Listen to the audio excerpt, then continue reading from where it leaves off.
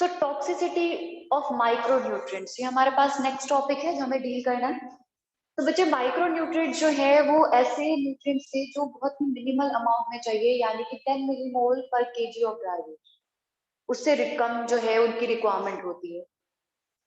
तो बच्चे डेफिनेटली ये माइक्रोन्यूट्रिएंट्स जो है कम अमाउंट में चाहिए है, पर इनकी डिक्रीज होने की वजह से, यानी कि जितना इनका मिनिमल रिक्वायरमेंट है प्लांट को, उससे कम हो जाने की वजह से ये डेफिशिएंसी सिम्टम्स कॉज कर रहे हैं। बट सेम चीज बढ़ने पे होती है बेटा, सर बढ़ने पे भी होती है। तो बच्चे हमारे पास जो सिम्टम्स है वो डेफिशिएंसी नहीं, टॉक्सिक सिम्टम्स जो है वो भी आ सकते हैं अगर ये माइक्रोन्यूट्रिएंट्स अपने रिक्वायर्ड अमाउंट से बढ़ जाए। तो रिक्वायर्ड अमाउंट से कम अगर इनका आ रहा है अरेंजमेंट तो बेटा तो डेफिशिएंसी कॉज हो सकती है, पर रिक्वायर्ड अमाउंट से अगर ज्यादा इनमें इनकी एक्वायर और एक्विजिशन हो जाती है तो उस केस में टॉक्सिसिटी सिम्टम्स आ सकते हैं। सो बच्चे toxicity of micronutrients means decrease in dry weight of plant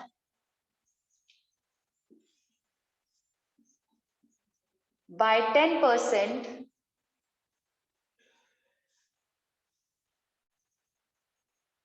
due to increase in concentration of micronutrients।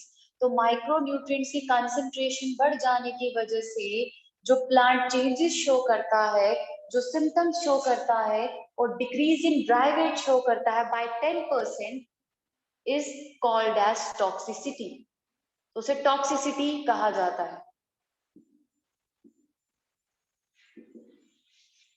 ठीक है, तो बच्चे अब हमारे पास ये माइक्रोन्यूट्रिएंट्स जो है उनकी टॉक्सिसिटी को पहचानने में कई बार दिक्कत हो जाती है, क्योंकि टॉक्सिसिटी जो है उसमें स्पेसिफिक सिम्टम्स तो डेफिनेटली आते आते हैं, बट उसके अलावा सर्टेन और चीजें हैं जो कि टॉक्सिसिटी से जुड़ी है, जैसे कि किसी और मिनरल्स के साथ इंटरफेरेंस होना, जिसकी वजह से एक स्पेसिफिक सिम्टम्स के साथ साथ कुछ जनरल सिम्टम्स भी आना शुरू हो जाते हैं, कुछ अदर मिनरल्स को लेकर डेफिशिएंसी सिम्टम्स भी आना शुरू हो जाते हैं। तो मतलब एक माइक्रोन्यूट्रिएंट का अमाउंट बढ़ा तो उसने दूसरे के साथ इंटरफेयर करके उसका यूटिलाइजेशन, उसका अपटेक जो है इंक्रीज करवा दिया, जिसकी वजह से नेक्स्ट न्यूट्रिएंट की, चाहे वो माइक्रो हो चाहे मैक्रो न्यूट्रिएंट हो, उसके डेफिशिएंसी सिम्टम्स देखने को मिल जाएंगे। तो टॉक्सिसिटी सिम्टम्स जो है it is accompanied by deficiency symptom of some other nutrient also, जिसकी वजह से थोड़ा सा मिसलीडिंग हो जाता है और हम कई बार चीजें जो है वो डिफरेंट तरीके से एनालाइज करना शुरू कर देते हैं और हमें लगता है कि किसी पर्टिकुलर कंपोनेंट की डेफिशिएंसी आ गई है। ठीक है, जैसे कि अगर मैं बात करूं तो हमारे पास मैंगनीज का एग्जाम्पल है, टॉक्सिसिटी ऑफ मैंगनीज।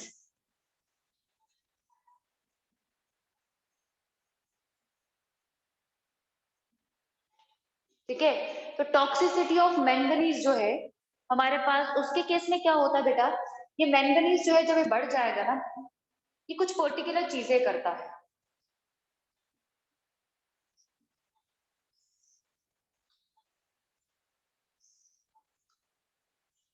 ये कुछ पर्टिकुलर चीजें करता है, जैसे कि अगर हम बात करें आयरन और मैग्नीशियम के अपटेक को ये रोक देगा बिल्कुल।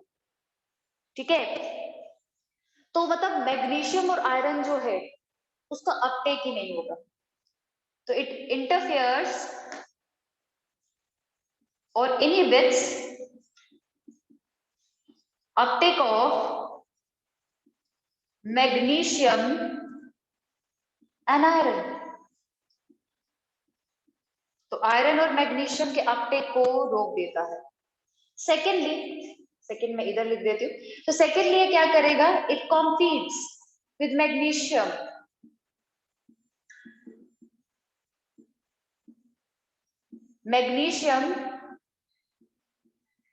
फॉर एंजाइम बाइंडिंग, क्योंकि मैग्नीशियम जो है वो बहुत सारी रिएक्शंस को कंट्रोल करता है, एज ए को फैक्टर वो काम करेगा। तो बच्चे मैंगनीज जब बढ़ जाता है ये मैग्नीशियम के साथ कॉम्पीट करता है फॉर एज अ कोफैक्टर, तो अल्टीमेटली एंजाइम एक्टिविटी रिड्यूस हो जाती है, और साथ ही में ये कैल्शियम के साथ भी इंटरफेरेंस करता है। तो बच्चे it reduces translocation of calcium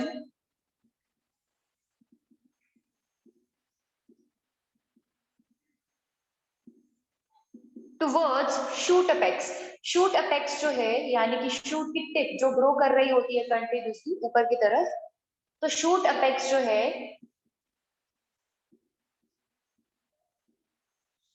उसकी ट्रांसलोकेशन जो है, उस तक कैल्शियम की ट्रांसलोकेशन जो है ये रोक देता है। तो बच्चे ये मैग्नीशियम, आयरन और कैल्शियम, ये तीन कंपोनेंट्स के साथ किसी ना किसी तरीके से इंटरफेरेंस शो कर देता है, जिसकी वजह से अगर मैंगनीज की टॉक्सिसिटी हो जाती है तो हमें डेफिशिएंसी सिम्टम्स मैग्नीशियम, आयरन और कैल्शियम के भी दिखेंगे। ठीक है, तो बच्चे डेफिशिएंसी सिम्टम्स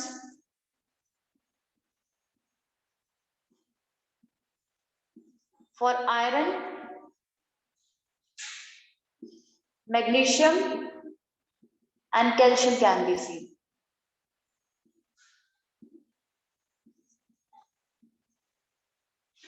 तो जिसकी वजह से एक मिसलीडिंग सा अरेंजमेंट बन जाता है। तो मतलब टॉक्सिसिटी जो है उसको पहचानने के लिए हमें बहुत सारी चीजों का नॉलेज होना जरूरी है, अंडरस्टैंडिंग होना जरूरी है, ताकि हमें पता चल सके कि ये डेफिशिएंसी सिम्टम्स जो है वो इसीलिए आ रहे हैं ताकि किसी ना किसी चीज की टॉक्सिसिटी हुई है।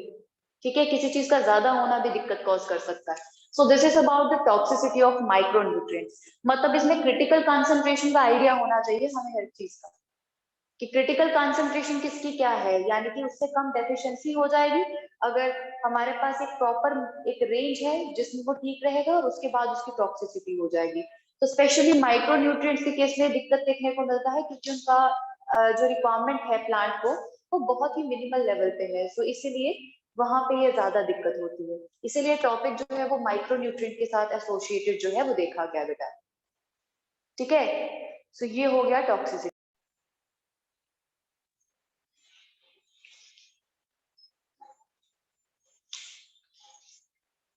तो बच्चे नाइट्रोजन मेटाबॉलिज्म, तो बच्चे नाइट्रोजन मेटाबॉलिज्म में हमें बहुत सारे फैक्टर्स करने हैं, जैसे कि nitrogen cycle, amino acid synthesis, deamination processes. तो ये सारी चीजें जो है हम इस चैप्टर में करने वाले हैं नाइट्रोजन को लेकर, कि नाइट्रोजन का अपटेक कैसे होता है और उसे फिर यूटिलाइज किस चीज के लिए किया जाता है। तो नाइट्रोजन जो है बेटा, it is an important constituent of amino acid.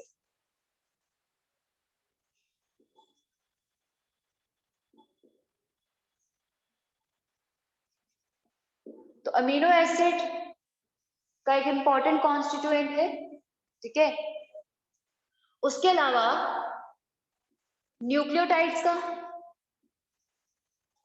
तो अमीनो एसिड जो है बेटा उससे प्रोटीन बनेंगे, है ना। न्यूक्लियोटाइड से न्यूक्लिक एसिड बनेगा। उसके अलावा कुछ हार्मोन्स हैं, अमीन हार्मोन्स, फर्दर क्लोरोफिल, उसमें पॉरफायरिन रिंग है बेटा, है ना। पॉरफायरिन रिंग में पायरोल है, पायरोल स्ट्रक्चर्स जो है उसमें नाइट्रोजन होता है। तो मुझे ये सारी चीजें जो है वो नाइट्रोजन से बन रही है, तो मतलब नाइट्रोजन की रिक्वायरमेंट प्लांट को बहुत ज्यादा है। बट बच्चे प्लांट जो है ये नाइट्रोजन टेकअप करता है सॉइल से, और सॉइल में है बैक्टीरिया भी। ठीक है, तो सॉइल में बैक्टीरिया है, तो बैक्टीरिया को भी तो नाइट्रोजन चाहिए ग्रोथ के लिए, तो वो बैक्टीरिया से लड़ेगा। ठीक है, तो प्लांट जो है उसको बैक्टीरिया के साथ compete करना पड़ेगा। तो वजह जब वो कंपटीशन करेगा, नाइट्रोजन एक्वायर करेगा, कुछ बैक्टीरिया को मिलेगा, कुछ उसको मिलेगा। तो बच्चे इसीलिए नाइट्रोजन की डिमांड जो है वो प्लांट के लिए बढ़ जाती है। तो वी नीड मेनी सोर्सेज और डिफरेंट सोर्सेज जिसकी वजह से नाइट्रोजन फिक्स की जा सके सॉइल में। तो इसीलिए वैरायटी ऑफ सोर्सेस है, क्योंकि नाइट्रोजन की डिमांड बहुत ज्यादा है, तो नेचर के वैरायटी ऑफ मोड्स हैं जिसके थ्रू नाइट्रोजन जो है वो सॉइल में फिक्स की जाती है। ठीक है, तो इस चीज को हमें पढ़ना है पहले नाइट्रोजन साइकिल के अंदर। ठीक है, तो नाइट्रोजन साइकिल हेडिंग के अंदर इस चीज को हम कवर करेंगे। तो पहले हम देख रहे हैं कि नाइट्रोजन फिक्स कैसे की जाती है और उसका यूटिलाइजेशन, उसका अपटेक जो है वो कैसे होगा। तो नाइट्रोजन साइकिल में पहले हम बात करेंगे उन प्रोसेसेस के बारे में जिसके थ्रू नाइट्रोजन फिक्स हो रही है, यानी कि उन मोड्स के बारे में जो नाइट्रोजन को फिक्स करते हैं। ठीक है, तो बच्चे सबसे पहला हमारे पास आ गया प्रोसेस ऑफ नाइट्रोजन फिक्सेशन।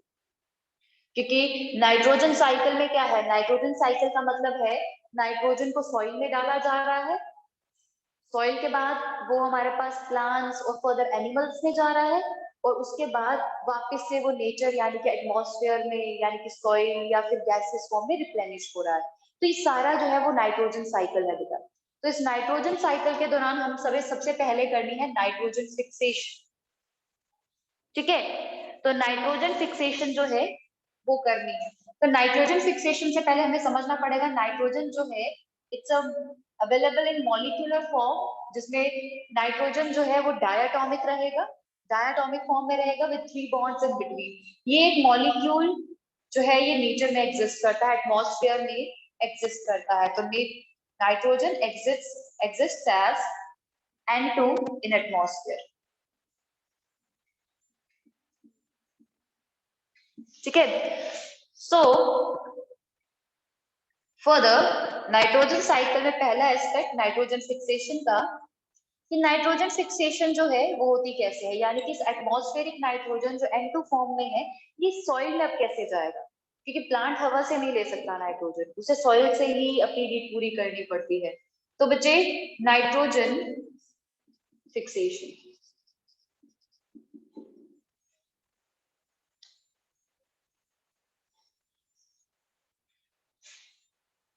ठीक है, तो नाइट्रोजन फिक्सेशन है। तो नाइट्रोजन फिक्सेशन जो है उसके लिए हमारे पास नियरली 3 मोड्स हैं, यानी कि नाइट्रोजन फिक्सेशन जो है वो 3 तरीके से की जा सकती है, जैसे कि एटमॉस्फेरिक मोड रहा, atmospheric fixation, biological fixation and industrial fixation. ये 3 मोड्स जो है वो हमारे पास अवेलेबल है नाइट्रोजन फिक्स करने के लिए।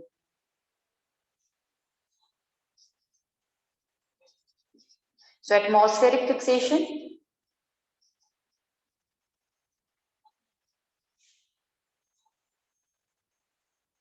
एटमॉस्फेरिक फिक्सेशन, उसके बाद इंडस्ट्रियल फिक्सेशन,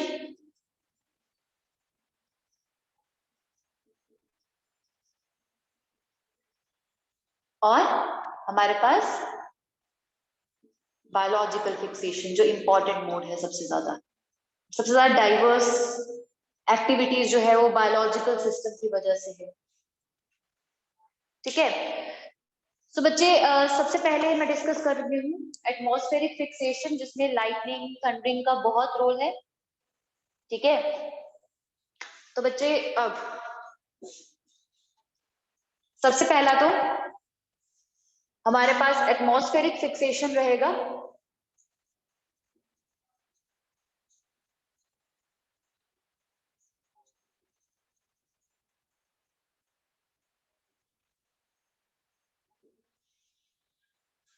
सो एटमॉस्फेरिक फिक्सेशन जो है उसमें लाइटनिंग जो है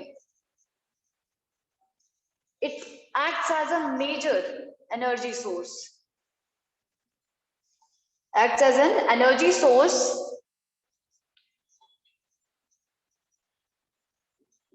to convert nitrogen into its oxide.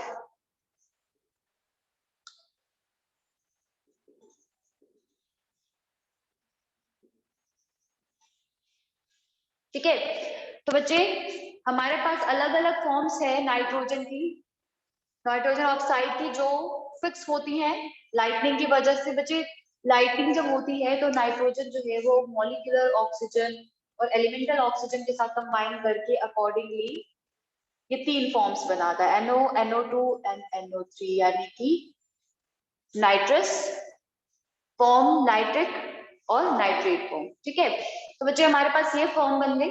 तो ये तीनों फॉर्म्स जो है अब एटमॉस्फेयर में अवेलेबल होती है। वैसे तो ऑक्साइड्स ऑफ नाइट्रोजन जो है वो अलग बाकी कुछ अदर सोर्सेस से भी मिल सकता है, जैसे कि during forest fires, volcanic eruptions, ये भी अदर सोर्स है।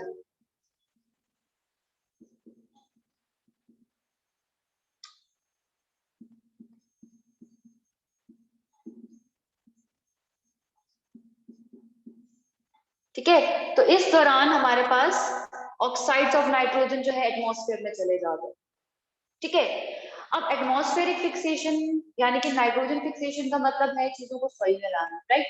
अब ऑक्साइड्स मिल गए, तो ऑक्साइड्स मिल गए, अब क्या होगा, किसी दिन कंडेंसेशन होने शुरू हो गई, यानी कि बारिश होना शुरू हो गई है।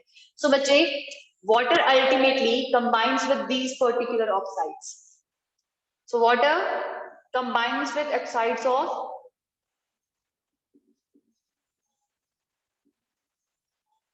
of nitrogen to form acid, from nitrous acid और नाइट्रिक एसिड कुछ भी बनाकर अब वो नाइट्रोजन को यानी कि जो ऑक्साइड्स थे उस नाइट्रोजन को नीचे ले आएगा। मेनली HNO3 जो है वो बनता है, तो वाटर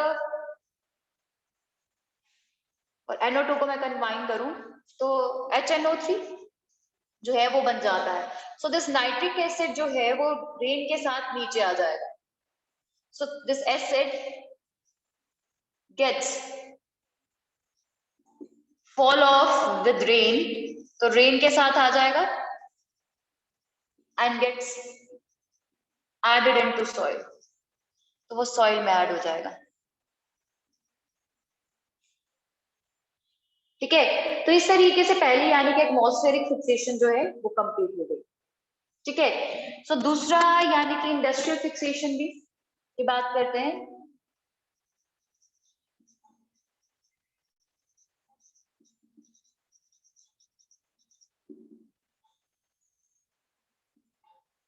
इंडस्ट्रियल फिक्सेशन यानी कि इंडस्ट्रीज में फर्टिलाइजर्स बनाए जाते हैं और उन फर्टिलाइजर्स को सॉइल में डाल दिया जाता है। So nitrogen based fertilizers are added in soil, तो वो सॉइल में ऐड किए जाते हैं। ठीक है, तो बच्चे वो ऐड करते हैं अमोनिया को। So this source replenishes soil with ammonia.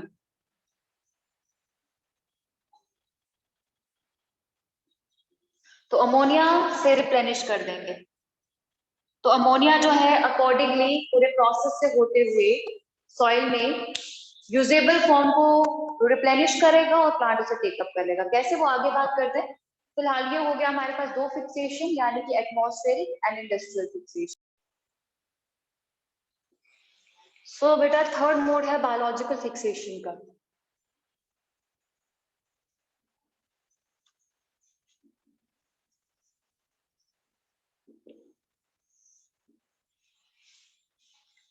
Biological fixation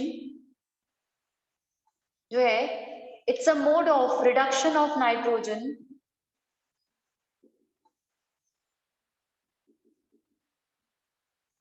into ammonia. The process of reduction of nitrogen into ammonia by microbes is called as biological fixation.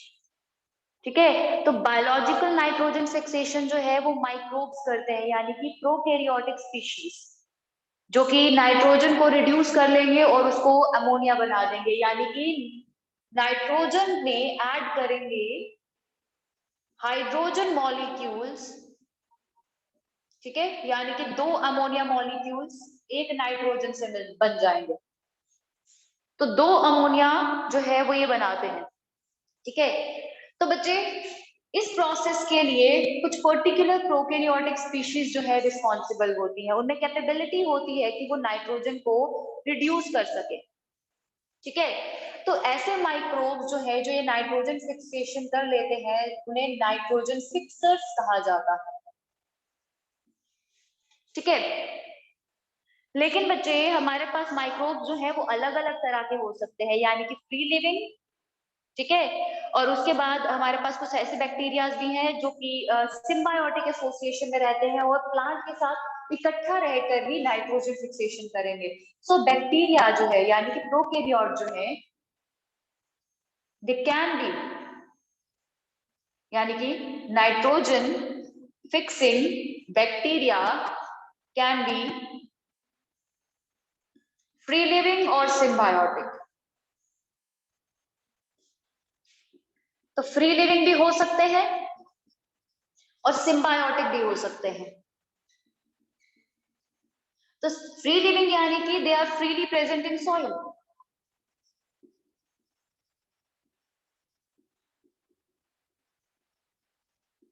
और सिम्बायोटिक मतलब दे आर प्रेजेंट और remains associated with plants.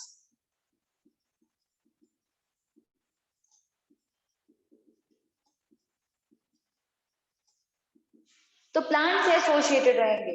तो बच्चे symbiotic के case में मैं एक example दे देती हूँ जो भी हमें डील करना है, दैट इज राइजोबियम, जो कि एनारोबिक बैक्टीरिया है। ठीक है, उसको नाइट्रोजन फिक्सेशन करने के लिए एनारोबिक कंडीशन चाहिए, और जो फ्री लिविंग है हमारे पास उसमें एरोब्स भी है और एनारोब्स भी है, यानी कि एरोबिक भी फॉर्म है, यानी कि एरोबिक बैक्टीरिया भी होंगे और एनारोबिक बैक्टीरिया भी होंगे। तो एरोबिक में आएगा हमारे पास एजोटोबैक्टर, तो एजोटोबैक्टर आएगा,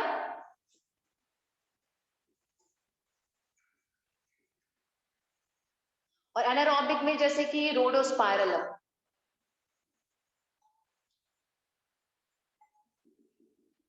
एंड यस, एक और नाम है हमारे पास जो कि एनारोबिक से जुड़ा है, दैट इज बेजरेनिका। ठीक है, तो ये तो हमारे पास फॉर्म है जो कि एनारोबिक फ्री लिविंग बैक्टीरिया जो नाइट्रोजन फिक्सेशन करेंगे।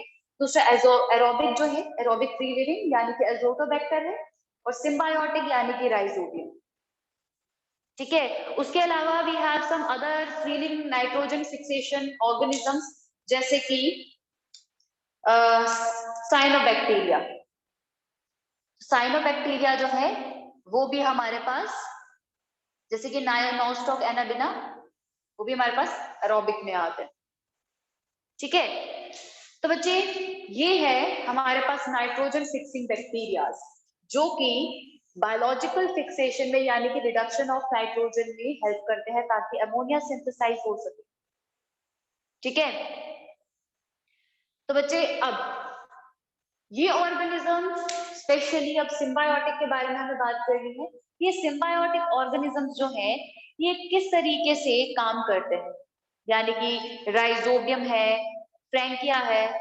ठीक है, तो बच्चे नॉर्मली तो ये फ्रैंकिया भी मेंशन कर देती हूँ, फ्रैंकिया भी हमारे पास सिम्बायोटिक है बेटा। ठीक है, तो राइजोबियम और फ्रैंकिया जो है बेटा नॉर्मली तो ये सॉइल में फ्री लिविंग रहते हैं। ठीक है, फ्री लिविंग रहेंगे, कोई दिक्कत नहीं है, नॉर्मली फूड एक्वायर कर रहे हैं, खा रहे हैं। ठीक है, पर बच्चे हमारे पास जब ये सिम्बायोटिक एसोसिएशन में आ जाते हैं प्लांट्स के साथ, वहां पे ये एडिशनल फंक्शन करते हैं that is of nodule formation, और अल्टीमेटली प्लांट को नाइट्रोजन फिक्सेशन करने में हेल्प करते हैं। तो ये कुछ स्पेसिफिक प्लांट्स जैसे कि लेग्यूमिनस प्लांट्स के साथ मिलकर नोड्यूल्स बनाते हैं बेटा। तो नोड्यूल्स बनाएंगे और नोड्यूल्स बना के उनके अंदर रहेंगे, फिर वहां पे एनारोबिक रेस्पिरेशन करते हुए कुछ पर्टिकुलर एंजाइम्स की प्रेजेंस में वहां पे नाइट्रोजन फिक्सेशन करेंगे, यानी कि अमोनिया की सिंथेसिस करेंगे जो सॉइल में रिलीज कर देंगे, फिर प्लांट उसे टेकअप कर लेगा, एक्वायर कर लेगा जैसे उसे करना नॉर्मल मोड से। ठीक है, तो पहले इसकी एक्टिविटी के बारे में बात करते हैं, फिर नाइट्रोजन फिक्सेशन के बारे में बात करेंगे। ठीक है, तो बच्चे मल्टीपल स्टेजेस है जो नाइट्रोजन फिक्सेशन के दौरान रहेंगी, जिसमें से सबसे पहला है नोड्यूल फॉर्मेशन। नोड्यूल फॉर्मेशन होगी, फिर उसी के बाद बाकी रिडक्शन प्रोसेस हो पाएगा बेटा। ठीक है, तो nitrogen fixation by symbiotic bacteria.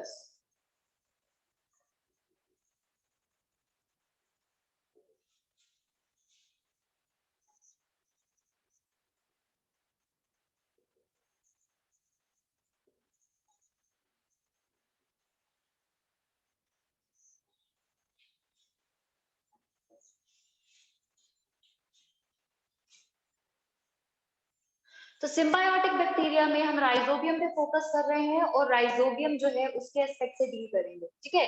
तो बच्चे सबसे पहला स्टेप नाइट्रोजन फिक्सेशन में है नोड्यूल फॉर्मेशन।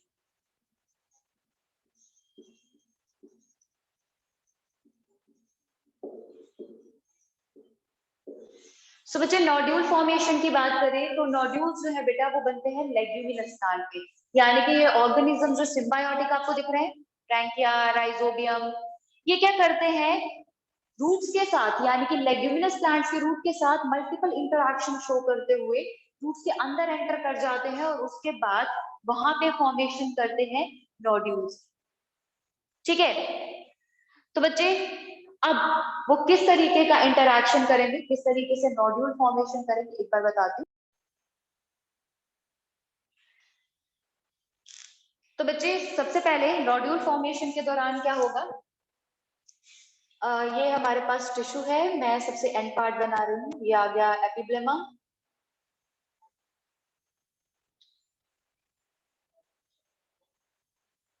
इसका रूट हेयर है, ठीक है।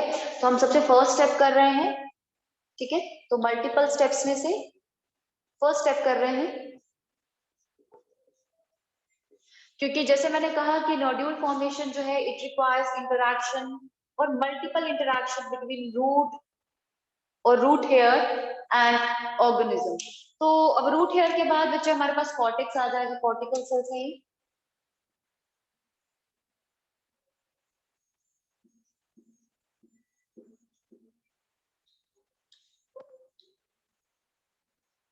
ये कॉर्टिकल सेल्स हैं। तो ये बाहर आ गया एपिड्यूरम जिसमें है रूट। तो सबसे पहला मोटिव ये होता है माइक्रोब का, यानी कि राइजोबियम और फ्रैंकिया का जो सिम्बायोटिक एसोसिएशन में रहते हैं, तो उसके साथ कांटेक्ट बनाएंगे, ठीक है। तो बच्चे अब राइजोबियम और फ्रैंकिया जो है, यानी कि जैसे हम कहा राइजोबियम जो है वो क्या करेगा, रूट्स के आसपास जो है वो आने इकट्ठा हो जाएगा, आगे इकट्ठा हो जाएगा यहाँ पे, ठीक है। सो फर्स्ट स्टेप में क्या है, राइजोबियम जो है it makes contact with root. Contact का मतलब हेल्दी कांटेक्ट नहीं, यहाँ पे एक तरह से इंफेक्शन हो रही है, राइजोबियम अपनी तरफ से इंफेक्शन करने की कोशिश कर रहा है रूट को, वो भी लेग्यूमिनस प्लांट के। तो बच्चे राइजोबियम जो है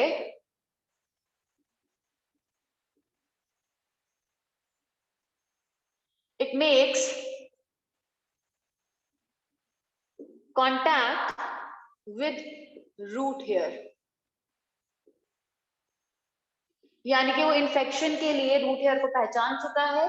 अब यहाँ पे क्या होगा, रूट हेयर के कांटेक्ट में आने के बाद रूट जो है वो अपना अरेंजमेंट शो करेगा, यानी कि वो अपनी कर्लिंग जो है वो शो करेगा, यानी कि रूट हेयर जो है वो लास्ट से कर्ल करना शुरू कर देगा, ठीक है। तो सेकेंड स्टेप जो है उसमें क्या होगा, अगेन ये रूट हेयर है, रूट, ये रूट हेयर। अब रूट हेयर जो है वो नॉर्मल नहीं रहेगा, यहाँ पे रूट हेयर इस तरीके से कर्ल कर जाएगा, which represents the curl infectious process। तो बच्चे राइजोबियम यहाँ पे है,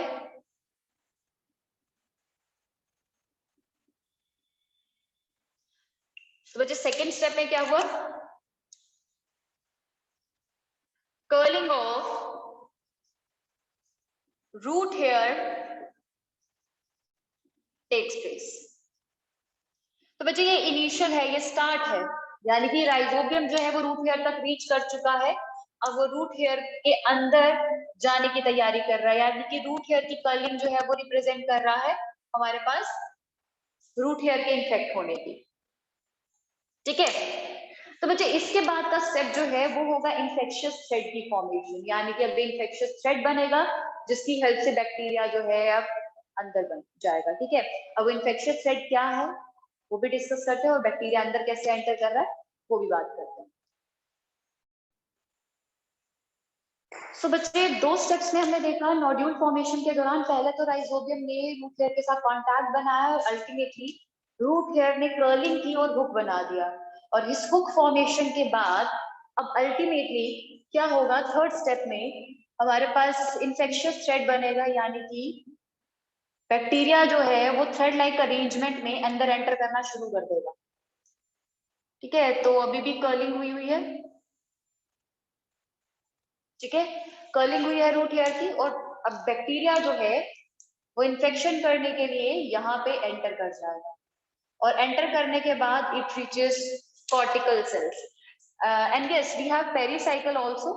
तो कॉर्टिकल एंड पेरिसाइकल सेल्स जो है अब उन तक ये राइजोबियम पहुंच जाएगा। ठीक है, so rhizobium reaches cortex and pericycle। ठीक है, तो बच्चे formation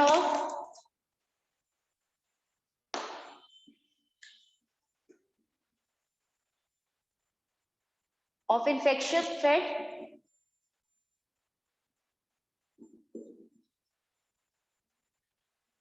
and rhizobium reaches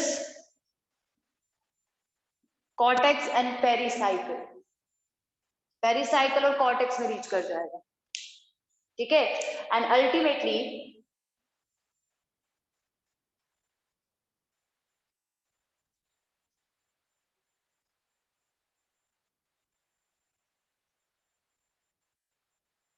ultimately जो हमारे पास इंफेक्शन कॉर्टेक्स तक पहुंची है और पेरिसाइकल तक पहुंची है, उसकी वजह से राइजोबियम जो है अब क्या करवाएगा, कॉर्टिकल और पेरिसाइकल के सेल्स को एब्नॉर्मली डिवाइड करवाना शुरू कर देगा।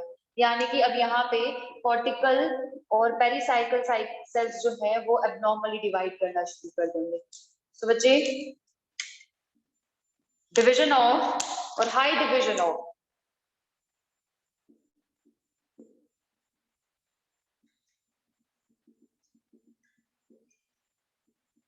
cortex and pericycle occurs which led to the formation of nodules। तो इसकी वजह से formation of nodules जो है वो होना शुरू हो जाएगा।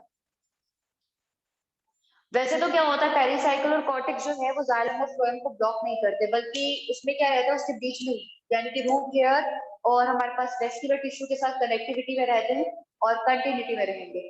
तो कोई ब्लॉकेज नहीं होगा, कोई दिक्कत नहीं आएगा। बस अल्टीमेटली ये क्या करते हैं, पूरा एक मास बना लेते हैं ऐसा जहाँ पे different structures like oxygen scavengers होंगे और इनका सुटेबल रहने का रीजन होगा, जहाँ पे राइजोबियम जो है अपने एंजाइम्स को यूज करके नाइट्रोजन फिक्सेशन जो है वो करेंगे बेटा। ठीक है, सो ये है क्रक्स नोड्यूल फॉर्मेशन का। इस नोड्यूल फॉर्मेशन के बाद कल हम करेंगे इसको थोड़ा सा मतलब परसों डिटेल में करेंगे, और उसके बाद मैं बताऊंगी कि किस तरीके से, किस प्रोसेस के हेल्प से नाइट्रोजन को फिक्स करता है, तरीका क्या है इसके काम करने का, या नाइट्रोजन इसके काम करने का।